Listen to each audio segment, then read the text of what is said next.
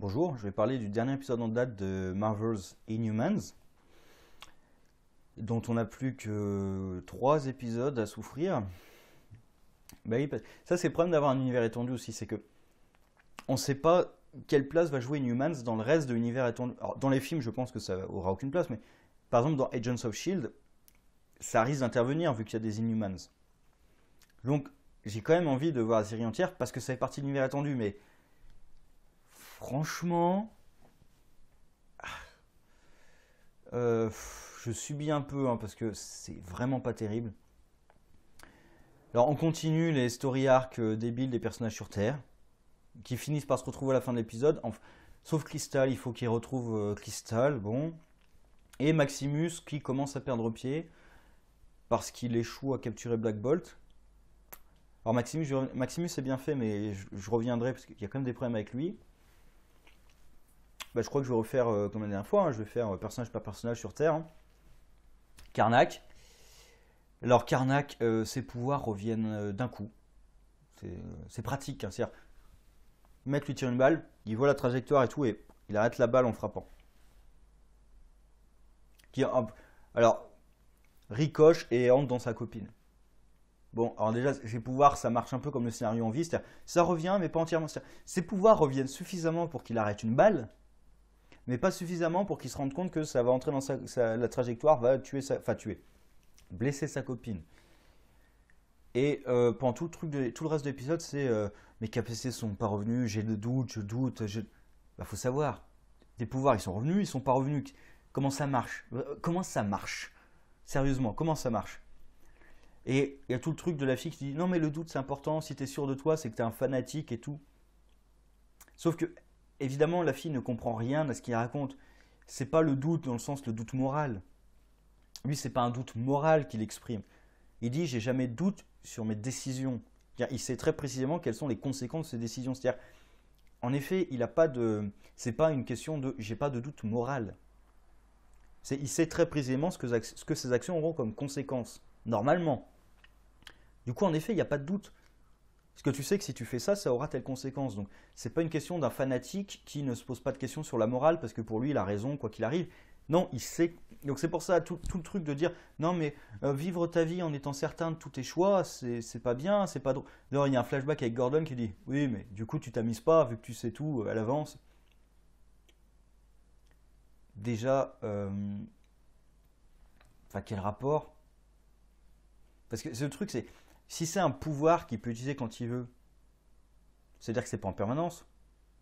Donc il pourrait décider, parce que là il le dit par exemple dans une partie d'échecs, il pourrait décider dans sa partie d'échecs de ne pas laisser ses pouvoirs. Donc, c'est pour ça qu'ils essaient de faire ou à la fin il dit ah le doute, un peu de doute c'est bien. Mais on s'en fout. Ça n'a rien à foutre là-dedans, la question du doute, peu importe. Tel que c'est amené là-dedans, ça n'a rien à foutre. C'est débile. Enfin, et en plus, ça concerne quel être humain en vrai? Parce qu'en vrai, c'est pour nous dire, nous, on est incertain de nos choix, du coup, c'est bien d'avoir. Oui, nous, on dit que c'est bien d'avoir du doute parce qu'on n'a pas le choix de toute façon. C'est ça, en tant qu'être humain, on se dit c'est bien d'avoir du doute dans notre existence, ça met du piquant et tout, mais parce qu'on n'a pas le choix au final. On ne peut pas contrôler à perfection notre existence. Lui peut. Lui, il peut contrôler avec perfection chacune de ses décisions. Donc, en effet, quand nous, on fait une erreur, c'est parce qu'on n'avait pas toutes les décisions, on n'avait pas tous les paramètres. Lui, quand il fait une erreur, il le sait, il le choisit volontairement. Enfin, la question du doute, de toute façon, elle est posée par par une fille qui n'est pas du tout au courant de ses pouvoirs. Donc, évidemment, c'est débile. Évidemment, c'est débile. Ensuite, ah oui, le combat. On enchaîne les combats nuls. Alors, d'abord avec Karnak, qui se fait avoir de la façon la plus. Encore une fois, le fait qu'il puisse pas prédire à l'avance tous les coups, bon, du coup, il sait plus se battre. Enfin, ah, d'accord, il explose un peu les mecs, sauf déjà c'est nul, hein. En plus, c'est dans la nuit, on voit rien, la caméra, c'est n'importe quoi. Le combat est mou, et c'est débile. C'est complètement débile, il se fait attaquer par derrière quand il s'enfuit, enfin, c'est con. Après, Gorgon débarque, là aussi on a un combat nul. Et ce que j'adore, c'est que Gorgon débarque, il y a Gorgon et Karnak. Gorgon a mis tout le monde à terre. Qu'est-ce qu'ils font? Bah, ils s'enfuient. Encore une fois. Pourquoi vous enfuyez? Vous avez le dessus, les mecs sont par terre. Pourquoi vous partez en courant? En plus, ils ont une fille blessée avec eux, c'est débile. Et qu'est-ce qu'on entend? Ah bah tiens, on entend les mecs hurler et tout, donc avec des coups de feu et tout. Et Black Bolt et Medusa qui débarquent. Donc en gros, Black Bolt et Medusa ont massacré tout le monde. Non, parce qu'on entend des cris, des hurlements. C'est pas des hurlements de mecs qui se font tabasser, ça, c'est des hurlements de mecs qui se font tuer. Je suis désolé, on a l'impression qu'ils sont attaqués par un monstre. Donc, les Inhumans ont massacré tout le monde sous les yeux de la scientifique. C'est des gens bien, hein, ces mecs. Donc, la preuve que. On les voit pas tuer, mais c'est sous-entendu quand même de façon très explicite. Bon. Gorgon, bah Gorgon, il sert à rien. Gorgon, il passe un épisode à retrouver Karnak. Quand il le retrouve, il défonce les mecs qui l'ont capturé et fin. Et ils essaient de faire un petit truc de Gorgon, lui, c'est une brute qui fonce sans réfléchir. À un moment, il y a le truc. Parce que Karnak s'interroge de bah, du coup, j'ai plus mes pouvoirs, alors qu'est-ce que Gorgon ferait? Et il y a un moment où Gorgon dit qu'est-ce que Karnak ferait? Et ça sort de nulle part, c'est complètement débile. Pour essayer de créer un lien entre Gorgon et Karnak qui sont aux opposés. Parce que Gorgon, il fonce dans le tas comme un abruti. Karnak, il réfléchit et tout. Il essaie de créer une opposition, mais on s'en fout. On les connaît pas de toute façon, ces personnages. On les a pas vus vraiment réagir ensemble. C'est pour ça qu'ils font des flashbacks nuls entre Karnak et Gorgon, parce qu'on les a pas vraiment vus interagir ensemble pendant cette saison. Donc on s'en fout. Crystal, elle continue son épopée princesse Disney. Là, elle s'amuse à la plage avec son petit copain, qui fait vraiment trop surfeur cool hawaïen, tu vois, il faut se détendre. Putain, c'est Bryce de Nice, quoi, limite, le mec, c'est insupportable. J'exagère, mais quand même, c'est insupportable. Il faut être cool, faut pas se prendre la tête et tout. Elle fait comme Karnak, c'est bon, elle a son copain, elle oublie sa famille. Karnak, lui, il avait sa copine, il a oublié sa famille, elle fait pareil. Mais elle est à la plage, faut comprendre. Qu'est-ce qu'il y a d'autre? Black Bolt et Medusa. Alors, celle qu'ils ont enlevée, c'est pas Oran, c'est une Locus. Dont tout le monde se fout, complètement, d'accord? D'ailleurs, à la fin de l'épisode, elle meurt dans un truc. Ils essaient de faire du mélodrame avec vous pouvez changer les choses, vous pouvez changer. Mais on te connaît pas, fille, enfin, on te connaît pas. On s'en fout de toi. Enfin, t'étais juste le personnage lambda dans le groupe de méchants. On s'en fout complètement. Mais et du coup, elle fait poser la question au personnage de ah mais comment est-ce que vous traitez votre peuple, machin et tout. Et la scientifique dit mais vous traitez vraiment si mal que ça votre peuple?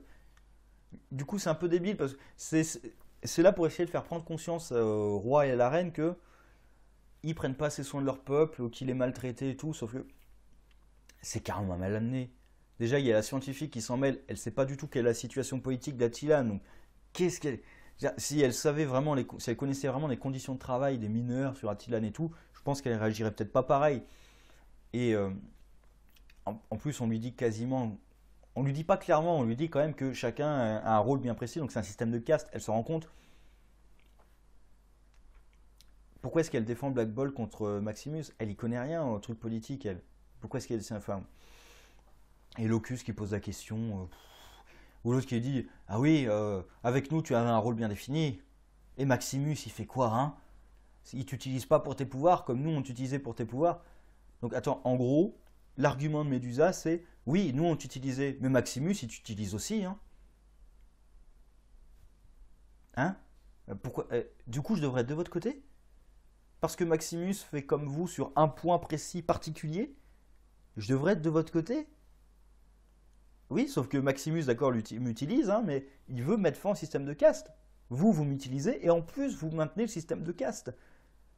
Et lui, il m'utilise dans une situation très particulière qui est un coup d'État. C'est quand même très particulier comme situation, c'est pas la vie de tous les jours. Enfin, bref, c'est complètement con. Et oui, du coup, à la fin, quand elle meurt, vous pouvez changer. Pourquoi d'un coup, elle. Est-ce que d'un coup, on a l'impression. Elle suppose déjà qu'ils vont gagner, qu'ils vont reprendre le trône, et du coup, vous pouvez changer les choses, vous pouvez. Enfin, et on a l'impression que ça touche Medusa. Enfin, nous, on s'en fout complètement. Enfin, personne connaissait cette fille. Personne la connaissait. Franchement, j'ai appris son nom dans cet épisode. Qu'est-ce que j'en ai à foutre? Enfin, bref. Ils se retrouvent tous et du coup ils s'interrogent, mais où est Crystal? Ah oui, quand Locus meurt, elle lui dit, ah mais Crystal est sur Terre. Où est-elle? Où est-elle? Et comment elle peut le savoir? Ben, où est-ce qu'elle est? Bah, elle est sur Terre. Enfin, elle a un chien téléporteur. Comment est-ce que je pourrais savoir où elle se trouve? C'est débile. C'est un peu con de poser ça comme question. Surtout alors qu'elle est en train de mourir, hein. Euh, Sinon, qu'est-ce que... Ah oui, ah oui, Crystal qui dit à les humains, ah, on a vu que la guerre et le terrorisme sur Terre. Alors déjà, ils ont vu que ça sur Terre. Il n'y a pas que ça sur Terre quand même, faut pas exagérer. Et moi, j'ai envie de dire, bah, regarde sur Attilan. Parce que moi, sur Attilan, je vois l'esclavage, je vois de la dictature, je vois des coups d'État, je vois des assassins. Mordis, s'il est en prison, c'est pourquoi? Donc voilà, c'est le truc de, ah, les humains sont monstrueux, mais les Inhumans, bah, les Inhumans, ils sont pas mieux. Enfin, t'es en plein milieu d'un coup d'État, tu crois que les Inhumans sont mieux? Enfin, vraiment, c'est complètement con. Surtout qu'avant, elle disait pas que les. Surtout quand elle lui dit par exemple à Maximus qu'il la dégoûte parce qu'il est humain, c'est pas parce que les humains sont dangereux, sont violents et tout, c'est non, ce sont des humains. Donc les humains, c'est répugnant. Sinon, sur Terre, il y a Oran qui continue à être immortel, donc voilà.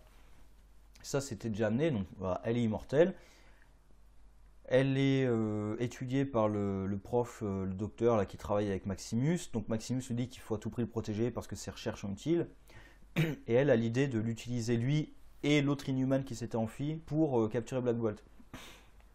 Ah oui, l'autre Inhuman qui s'est enfui, qui a été capturé donc par Mordis et compagnie. J'aime bien parce que ces menottes, c'est des plantes. Donc c'est Flora, je pense, hein, qui avait ça. Franchement, on voit le truc.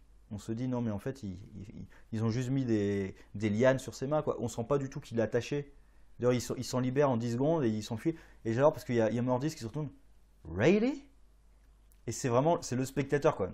Sérieux, enfin, vous avez vu les plans, vous croyez sérieusement que ça allait le retenir? Sérieusement, on a juste l'impression qu'il a besoin de faire ça et il est libre. Il a utilisé ses pouvoirs mais franchement on sent pas du tout qu'il est maintenu prisonnier. Et même plus tard quand les plantes le recouvrent à nouveau, ben, il est prisonnier là. Sérieusement?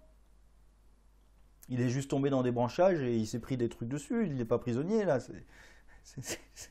Non, j'y crois pas une seule seconde à vos conneries. Enfin, bref, c'est complètement con. Du coup, Mordis s'est rappelé auprès de Horan et. Enfin, encore une fois, un Mordis, waouh, il est dangereux et tout. Tout le monde s'en fout de Mordis. Et ce qui se passe sur Attila, donc Maximus perd un peu pied parce que son plan marche pas. Sauf que son plan marche pas parce qu'il a été très con quand même, hein. S'il avait tué Lockjaw par exemple, il aurait gagné. Parce que sans Lockjaw, pas de téléportation possible pour eux. Du coup, Crystal peut pas aller sur Terre et les Inhumans sur Terre peuvent pas revenir sur Attilan. Puisque apparemment le seul autre téléporteur qu'on connaît, bah ils ont un moyen de pression sur lui. Lockjaw pas vraiment. Et donc il aurait suffi de buter Lockjaw et c'était réglé. De toute façon, il n'y a quasiment aucune chance que Lockjaw lui obéisse à un moment ou à un autre. Donc, c'était un peu con. Medusa aussi, il aurait pu la tuer quand il l'a rasée, hein. Bon. Crystal, il aurait pu la tuer aussi quand il voulait. Ce qui montre d'ailleurs qu'il n'avait pas forcément envie de les tuer, hein. Bon. Gorgon, pareil aussi, Gorgon aurait pu facilement être buté par les humains. La première scène, comme je dis, les humains s'étaient approchés de lui. Au lieu de le tirer à distance quand il le voit, il s'approche de lui et tout.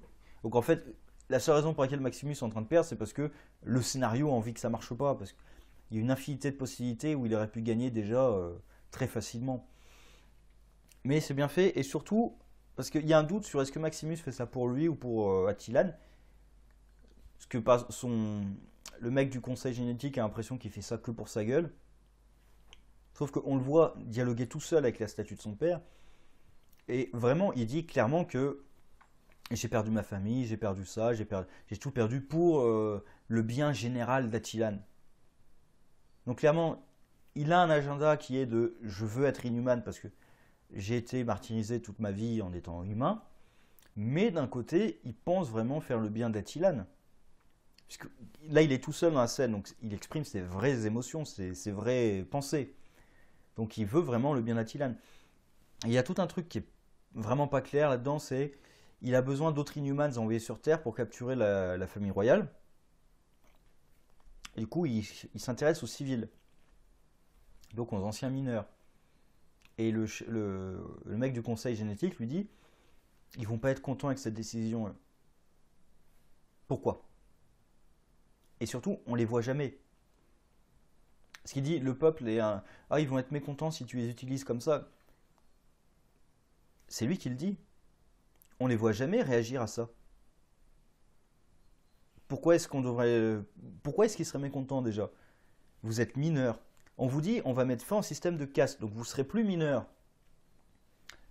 Mais pour ça, oui, bah, la famille royale s'est échappée, il faut mettre fin à la famille royale, sinon, bah, s'ils reviennent et qu'ils gagnent, bah, déjà, ça sera la guerre. Et en plus, vous serez un nouveau mineur, donc oui, ils ont intérêt à y aller. En plus, ils les envoient sur Terre. C'est pas un peu leur rêve à tous d'aller sur Terre avec plein de végétation et tout? Et ils devraient en vouloir à la famille royale de les avoir fait travailler dans les mines comme ça. Pourquoi est-ce qu'ils seraient mécontents? Parce qu'en plus, ils passent de mineurs à soldats. Donc, même si le système de caste est... On ne sait même pas s'il est déjà aboli ou pas par Maximus. Il voulait l'abolir, mais est-ce qu'il l'est déjà aboli? En tout cas, il est sur le point d'être aboli, mais on l'a constaté en vrai, hein, en Inde, quand le système de caste a été aboli par les Anglais, il est resté dans les esprits quand même très longtemps. Donc même si le système de caste est aboli, le fait pour un mineur de devenir une caste supérieure à un guerrier, c'est censé être un honneur quand même, dans la culture inhumane. Donc pourquoi est-ce qu'il serait mécontent de ça en fait? C'est juste pour créer une dissension entre le peuple et Maximus, qui sort de nulle part. Parce que, en plus, c'est une situation très particulière. C'est en plein milieu d'un coup d'État. Comme j'ai dit aussi, c'est en plein milieu d'un coup d'État. Donc évidemment, c'est une situation particulière. Et même, on crée aussi une dissension entre Oran et Maximus, puisque elle lui demande, mais pourquoi est-ce que je devrais protéger un humain et tout? Ah, juste obéissez, obéissez. Et pourquoi il ne dit pas clairement que oui, parce qu'il fait des recherches pour essayer d'optimiser le Terragenesis ou quoi que ce soit? Il pourrait lui dire un truc. Il n'y a pas besoin d'être agressif comme ça. C'est juste pour aliéner en fait les alliés de Maximus et montrer qu'il est en train de perdre pied. Ça sort quand même de... L'acteur qui est en train de perdre pied, c'est bien joué, c'est bien fait. Hein, le personnage de Maximus, je le trouve bien, mais les raisons pour lesquelles il perd pied sont un peu débiles et sont vraiment forcées par le scénario. Et d'ailleurs, ce que j'ai dit que Black Bolt voulait tuer Maximus, là c'est très clairement exprimé. Parce qu'à un moment il discute avec Black Bolt, enfin avec Medusa qui traduit les paroles de Black Bolt, et Black Bolt lui dit à travers Medusa, j'ai hâte d'avoir quelques mots avec toi. Donc quelques mots c'est le tuer hein, d'un coup. Donc Black Bolt est bien décidé à tuer Maximus. Alors encore une fois, déjà pourquoi est-ce qu'il n'a pas tué les autres Inhumans? Et pourquoi est-ce qu'on devrait le suivre? Pourquoi est-ce qu'on devrait être de son côté à lui? Et à la fin, oui, à la fin, il y a on apprend qu'il y a un mouvement de résistance contre Maximus qui sort complètement de nulle part, dont on ne connaît pas les motivations, à part peut-être c'est des légitimistes.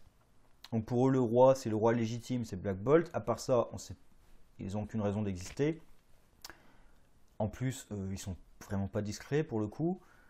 Et ils chopent dans leur rang le mec du conseil génétique. Et en fait, encore une fois, ça prouve que la série, ça aurait pas dû être une série sur Terre. La série, ça aurait dû être l'intrigue politique d'Attilan. On aurait dû se concentrer sur l'intrigue politique d'Attilan. Exposer la situation d'Attilan et voir comment... Parce que Maximus, par exemple, comment est-ce qu'il a fait pour organiser son coup d'État quand même? Ça demande quand même beaucoup de préparation et d'intelligence, de ruse. Comment est-ce que c'est sorti d'un coup? Et pourquoi d'un coup il perd pied? Enfin, son plan était il était suffisamment bien préparé pour que même Karnak, parce que normalement Karnak aurait dû s'en rendre compte. Hein. Je rappelle, Karnak il est capable de voir des trucs à plusieurs jours de distance. C'est quand la serveuse au début lui sert son vin ou je sais plus quoi, peu importe. Il lui dit clairement, voilà, dans un jour, 2 jours, 3 jours, voilà ce qui va se passer. D'accord. Quand il regarde Maximus, il n'est pas capable de dire que 20 minutes plus tard, il va faire un coup d'état.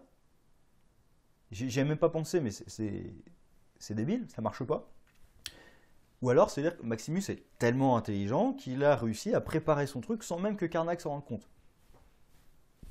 Par contre, son plan n'est pas suffisamment bien préparé pour tuer la famille royale. Il n'est pas suffisamment bien préparé pour tuer Lockjaw, pour mettre des gardes. Il a oublié de mettre des gardes devant la porte de Lockjaw. Ça, c'est-à-dire que quand le scénario a envie que ça marche pour nos protagonistes, eh ben, ça marche. Alors que ça devrait pas. Il n'y a strictement aucune raison pour. Normalement, Crystal n'aurait jamais dû pouvoir retrouver Lockjaw. Parce qu'il aurait dû y avoir des gardes devant la porte. Donc, voilà, c'est complètement con. Et c'est énervant. Le seul personnage, moi, qui me fait suivre cette série, parce que sinon, vraiment, j'aurais continué parce que ça n'a pas tout l'univers étendu, mais vraiment, ça serait une torture. C'est Maximus. Le problème, c'est que le scénario a pas envie que Maximus gagne. Et on ne sait pas pourquoi. Et le scénario, là, essaie de faire en sorte. En fait, ils essaient de pousser que Maximus est méchant. Justement, en créant des dissensions avec son peuple, avec ses alliés et tout. Sauf que elles sont ultra artificielles, ces dissensions. Elles existent que parce que le scénario en a envie. Donc la série aurait dû être une série politique dans l'univers d'Attilan. C'est ça qui est intéressant avec les Inhumans. Et de les voir évoluer sur leur point de vue. Parce que aussi, montrer par exemple que Black Bolt ne tient pas à système de caste, mais parce que les ressources sont limitées sur la Lune, etc., etc., etc., pour sympathiser avec lui. Parce que pour l'instant, le seul truc, c'est oui, ils ont un système de caste, c'est la royauté, ils s'en foutent. Donc, on n'est pas de leur côté, on est du côté de Maximus qui a envie d'y mettre fin. Enfin, bref. On verra quand même ce que donnent les 3 derniers épisodes, la fin de la souffrance. Heureusement qu'il y a Thor cette semaine, hein, qu'il y a Punisher après, là, je crois que c'est le 17 novembre, ça a été annoncé le 17 novembre, il me semble. Donc juste après Justice League. Donc, là, alors pour les comics, Thor, Justice League, Punisher. En plus, entre-temps, il y a Stranger Things. Après, il y a Star Wars 8. Quand même, après, j'espère que Star Wars 8 va être bon par rapport au 7, mais j'en parlerai. Je pense que je parlerai de Star Wars 8. Hein. Donc, on va être servi quand même. Et la série Inhumans, je pense qu'elle va disparaître des mémoires très rapidement parce que c'est pas bon. S'ils font un film Inhumans, vous effacez tout ça. Hein. Ça n'existe pas. Faut nous révéler qu'en fait c'était une terre parallèle encore parce que c'est pas possible. C'est pitié. Oh pitié. Bon, sur ce, au revoir.